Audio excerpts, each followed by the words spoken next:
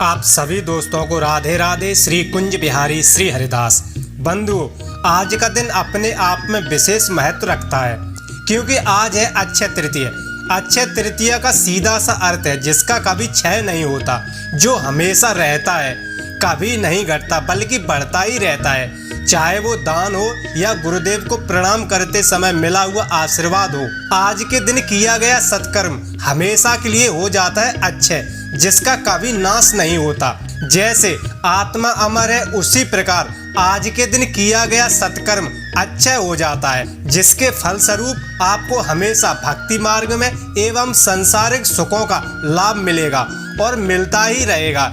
ये वो परम धन है जो भगवान के लॉकर में सेव रहता है। जरूरत पड़ने पर भगवान आपको सुख समृद्धि पहुंचाते हैं और अंत समय यही अच्छे फल आपको जीवन मुक्त करने में सहयोग करता है। बंधु, आज के दिन को अक्षय तृतीया के रूप में मनाया जाता है ताकि हमें इस तत्व को याद दिलाया जा सके। इस दिन किए गए सत्कर्म प्रकृति में 12 मासी हो जाते हैं। देश के मुख्य मंदिरों में से एक है हमारे बांके बिहारी जी मंदिर, जो अपने आप में अधिक प्रसिद्ध मंदिर है। श्री बांके बिहारी मंदिर भगवान श्री कृष्ण एवं राधा रानी को समर्पित है। बंधुओं, वैसे तो बांके बिहारी मंदिर में श्रद्धालुओं का तांता लगा रहता है, लेकिन वर्ष में कुछ विशेष त्योहारों एवं होने वाले उत्सवों पर भक्तों संतों का अधिक मेला देखने को मिलता है। जैसे ब्रज की होली एवं बांके बिहारी जी का प्रागट उत्सव, श्री कृष्ण जन्माष्टमी एवं शरद पूर्णिमा पर बिहारी जी वर्ष में बस एक बार बंसी धारण करते हैं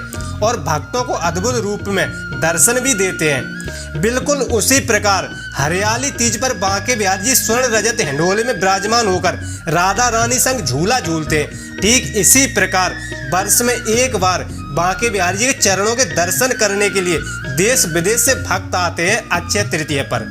ये उत्सव सबसे ज्यादा फलदायक साबित होता है भक्तों के लिए।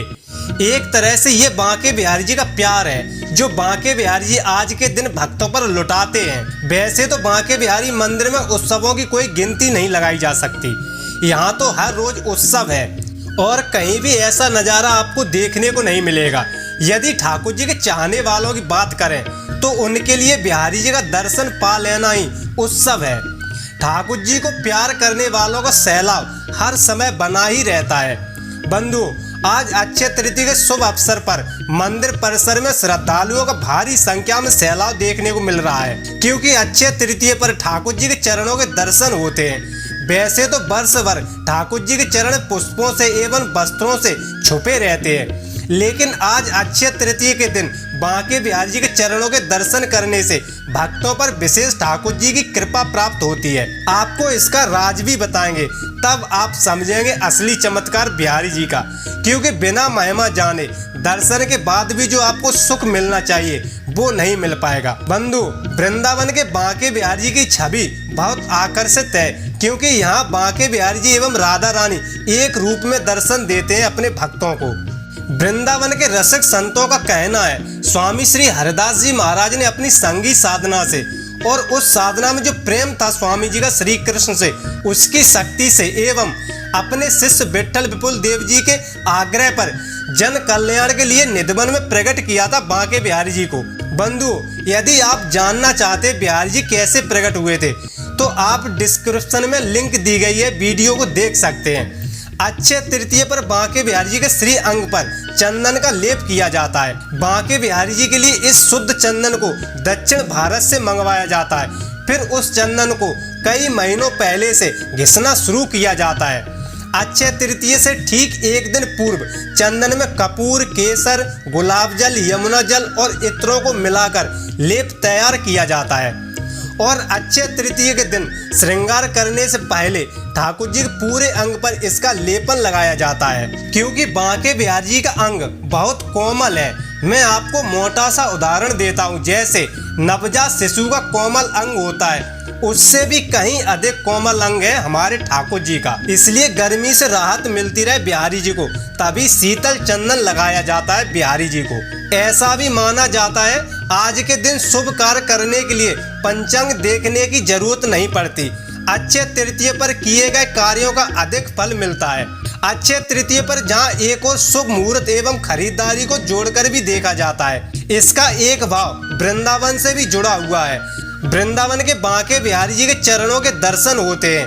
कहा जाता है बांके बिहारी जी के चरणों के दर्शन से भक्त के जीवन में धन धान्य की संपन्नता बनी रहती है। बंधु, अब हम आपको बताते हैं आज के दर्शन एवं श्रृंगार के बारे में। आज सुबह में बांके बिहारी जी के दर्शन मोर मुकुट कटकाछनी में होते हैं और सायकाल में बिहारी जी का चंदन का लेपन कर सर्वांग दर्शन देते हैं, जो अपने आप में बहुत अद्भुत हैं। भक्तों के मन को मोह लेते हैं। सायकाल बांके बिहारी जी सनिया धारण करते हैं। अक्षय तृतीया के दिन होने वाले दर्शन इसलिए भी खास माने जाते हैं क्योंकि सिर्फ आज के ही दिन भक्तों को बिहारी जी के चरणों के दर्शन होते हैं। परंपरा के अनुसार बांके बिहारी जी वर्ष में मात्र एक बार अपने चरणों के दर्शन देते हैं। इस अवसर पर बांके बिहारी जी के सेवायत गोस्वामी समाज द्वारा बिहारी जी के चरणों में 1.25 किलो का चंदन का लड्डू चढ़ाया जाता है। सुबह और शाम अलग अलग सेवायत लड्डू चरणों में अर्पित करते हैं। मान्यता के अनुसार चंदन का लड्डू सृष्टि का आकार माना जाता है। कहा जाता है बांके बिहारी जी पूरी सृष्टि के मालिक हैं और सृष्टि उन्हीं के अधीन है। बांके बिहारी जी के चरणों में रखे लड्डू का दर्शन करने मात्र से पूरी सृष्टि के दर्शन करने का फल मिलता है। इसके अलावा श्री बांके बिहारी जी को गर्मी से शीतलता प्रदान करने के लिए चंदन का लेपन किया जाता है। इस वर्ष भी अक्षय तृतीया के दिन आज भी ठाकुर जी को 51 किलो चंदन अर्पित किया गया है, जिसमें चंदन के लड्डू एवं सर्वांग चंदन लेपन सहित होता है। आज के दिन ठाकुर जी को विशेष पीले रंग की पोशाक धारण कराई जाती है। आज के दिन बिहारी जी के चरण दर्शन एवं सर्वांग दर्शन होते हैं, जो भक्तों के लिए दुर्लभ दर्शन है। बिहारी जी के पूरे शरीर पर चंदन लेपन एवं लांग बनी धोती और सिर से लेकर चरणों तक सोने के आभूषणों से श्रृंगार होता है, जिसमें सोने चांदी हीरे की ज्वेलरी, कटारे टिपारे, चरणों में चंदन का लड्डू, सुंदर बाजूबंद, कलाई में सुंदर कड़ा एवं कमरबंद की लटकन न्यारी कंधोनी, चरणों में पाजेब जगमगाती हुई नाक में नथुनी। एकदम बिहारी जी सज धज कर प्यारे बांके बिहारी जी फूल बंगले में विराजमान होकर सभी भक्तों को ऐसे सुंदर रूप के दर्शन देते हैं, जो बांके बिहारी जी के दर्शन में 4 चांद लगा देते हैं। आज के दिन बिहारी जी को विशेष सत्तू के लड्डुओं का भोग लगाया जाता है। और भी है, जैसे सत्तू, केसरिया खीर, खरबूजा, तरबूज, ककड़ी, खीरा, शरबत, अन्य कई ठंडे पेय पदार्थों का भोग लगाया जाता है। ड्राई फ्रूट में है काजू, बादाम, पिस्ता, केसर, काली मिर्च, गुलचंद एवं दूध मिश्रित विशेषकर ठंडे ठंडे पदार्थों का भोग निवेद किया जाता है, ताकि हमारे ठाकुर जी को गर्मी से राहत मिल सके। क्योंकि मई जून महीने में अधिक गर्मी होती है, इसीलिए ठाकुर जी ताजे ताजे फूलों के बंगले में विराजमान होते हैं। बंधुओं, आज के दिन बांके बिहारी जी को पायल दान करने की बहुत ज्यादा फल देने वाली बताई गई है। मान्यता है विवाह योग्य लड़की लड़का श्रद्धा पूर्वक बांके बिहारी जी को पायल दान करते हैं या करती हैं, तो बांके बिहारी जी की विशेष कृपा से मन चाहा वर वधु मिलता है। क्योंकि सारी सृष्टि भगवान की ही है और सब जन भगवान के, तो उनको सही पता है कौन मेरे भक्त के लिए वर वधु ठीक है। इसी भाव से हर वर्ष लाखों की संख्या में भक्तों द्वारा बिहारी जी के चरणों में आज के दिन पायल दान करते हैं। इसी प्रकार भक्तों के घर में विराजे लड्डू गोपाल जी का भक्त बड़े भाव से पूरे शरीर पर चंदन लेपन करते हैं, चरणों में छोटा सा लड्डू रखते हैं एवं सुंदर बाल गोपाल का श्रृंगार करते हैं, पीले वस्त्र धारण कराते हैं, ठाकुर जी को पायल पहनाते हैं और ठंडे पेय पदार्थों का भोग लगाकर उनको भजन कीर्तन सुनाते हैं। बंधुओं, बांके बिहारी जी के चरण दर्शन से जुड़ी हुई आपको सत्य घटना बताते हैं। मान्यता है बांके बिहारी जी के चरणों के दर्शन से बद्रीनाथ धाम के दर्शन करने का पुण्य फल प्राप्त होता है भक्त को। बिल्कुल ठीक सुना आपने। कुछ वर्ष पूर्व की बात है, आज के ही दिन अक्षय तृतीया के दिन बद्रीनाथ धाम के पट खुलते हैं। भारत देश से बहुत ज्यादा श्रद्धालु चारों धाम की यात्रा करने भी जाते हैं, तो उसी देखा देखी में वृंदावन के संतों ने भी मन बनाया बद्रीनाथ धाम यात्रा पर जाने का। तभी वृंदावन के तपस्वी संतों की इच्छा बद्रीनाथ दर्शन की हुई और ये बात उसी समय स्वामी श्री हरिदास जी महाराज को पता चली कि वृंदावन के रसिक संत बद्रीनाथ धाम जा रहे हैं। स्वामी जी विचार करने लगे, यदि अधिक संख्या में संतजन वृंदावन से बाहर चले गए और न लौटे तो बिना संत महात्माओं के ब्रज भूमि वीरान नजर आएगी। इसी समस्या का हल निकालने के लिए स्वामी श्री हरिदास जी महाराज ने बांके बिहारी से प्रार्थना की, जिसमें पूरी बात बताई कि ऐसी ऐसी बात है। तभी स्वामी जी की प्रार्थना सुनकर बांके बिहारी जी साक्षात प्रकट होकर दर्शन दिए। उसी समय स्वामी जी ने बांके बिहारी के सामने बात रखी, वृंदावन के सभी संत रसिकजन बद्रीनाथ धाम यात्रा पर जा रहे हैं मुक्ति की खोज में। इतना सुनकर बांके बिहारी जी मुस्कुराते हुए कहते हैं, ललते आप जाकर सभी संतों को जाने से रोक लीजिए। हमारे भक्तों को जो कुछ भी चाहिए वो हम इसी ब्रज की भूमि में उपलब्ध कराएंगे। हमारे भक्त को दर बदर ठोकरें खाने की जरूरत नहीं पड़ेगी, सब कुछ यहाँ मिलेगा। तभी बांके बिहारी जी कहते हैं, ललते आप हमारा ऐसे ऐसे श्रृंगार करिए, एक चंदन का गोला हमारे चरणों में रखिए और ललते आप जैसा भाव करोगे संतों को भक्तों को वही फल मिलेगा। और सभी संतों को दर्शन करने के लिए भी कहिए। इतना कहकर श्री बांके बिहारी जी उसी विग्रह में समाहित हो गए। उसी समय स्वामी श्री हरिदास जी महाराज ने सभी संतों के सामने प्रस्ताव रखा और कहा, आज से आप कहीं मत जाओ, आपको कहीं भी जाने की जरूरत नहीं है। अब आपको बांके बिहारी जी के चरणों में ही चारों धाम के दर्शन होंगे।